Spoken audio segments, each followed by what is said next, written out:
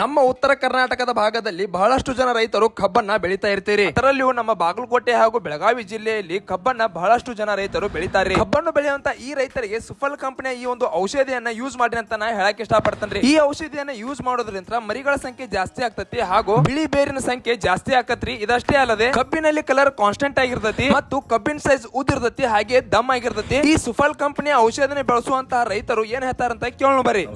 Sangappa Siddingappa Hukkeri Hullalli. First ರೀ ನೇಗಿಲ್ ಹೊಡೆದಿದ್ರಿ, ಆಮೇಲೆ ಅದ ಕೊಟ್ಟಿಗೆ ಗೊಬ್ಬರ ಕಡ್ದಿದ್ದು, ಸಾಲ್ ಕೊಟ್ಟಿದ್ರಿ, ಆಮೇಲೆ ಕಬ್ಬು ತುಳಿದ್ರಿ. ತುಳಿದ ನಂತರ ಇವ್ರ ಮಂಜುನಾಥ್ ಕೋತ್ನಾಥ್ ಹೇಳಿ ಅವ್ರ ಕಡೆ ಹೋದ್ರಿ. ಹೋದ ನಂತರ ನಮ್ಮ ಮರಿಗಳ ಸಂಖ್ಯೆ ಕಡಿಮೆ ಇತ್ತು. ಅನಂತರ ಬೆಳವಣಿಗೆ ಕುಂಠಿ ತಗೊಳ್ತಿತ್ತು. ಸುಫಲ್ ಕಂಪನಿ ಡ್ರೆಂಚಿಂಗ್ ಮಾಡಕ್ ಕೊಟ್ರು.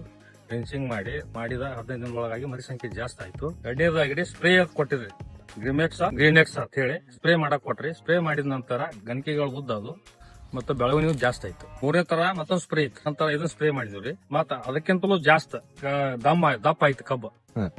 ದಪ್ಪ ಆಯ್ತು, ಒಳ್ಳೆಯ ರಿಸಲ್ಟ್ ಆಯ್ತು ನಮ್ಗೆ. ಅದರಿಂದ ಬೆಳಿತಿದ್ವಿ ರೀ. ಬೆಳೆಯುವಾಗ ಬೇರೆ ಔಷಧ ತಂದು ಹೊಡೆದಿದ್ವಿ ರೀ. ಆದ್ರ ಆತ ಸರಿ ರಿಸಲ್ಟ್ ಇದ್ದಿಲ್ಲ ನಮ್ಗ.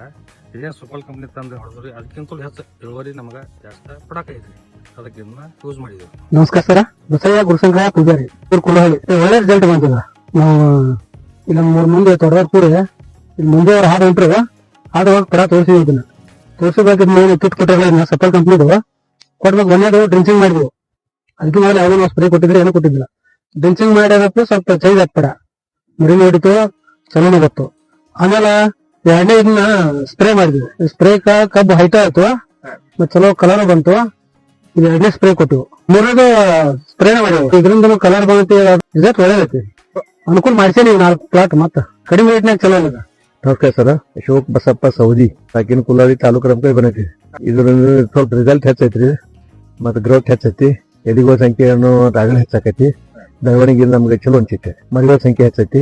ಇದರಿಂದ ಸ್ವಲ್ಪ ಬೆಳಿಗ್ಗೆ ಚಲೋ ಐತೆ.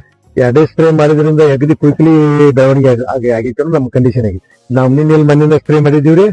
ಮತ್ ಇವತ್ತಿನ ನೋಡ್ಬೇಕಾದ್ರೆ ಒಂದ್ ಸ್ವಲ್ಪ ಇದನ್ನಾಗೈತಿ, ವಾಹನ ಹೆಚ್ಚಾಗೈತಿ. ಬೆಳವಣಿಗೆ ಚಲೋ ಇರ್ತೈತಿ. ಮರಿಗಳ ಸಂಖ್ಯೆ ಜಾಸ್ತಿ ಐತಿ. ಕಬ್ಬಿನ ದಪ್ಪ ಸಂಖ್ಯೆನೂ ಹೆಚ್ಚೈತಿ.